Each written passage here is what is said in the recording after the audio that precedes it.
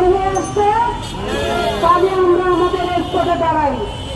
আমাদের ব্যানারের সামনে এসে দাঁড়াই, জোর কণ্ঠে আওয়াজ তুলি, দুনিয়া রক্ত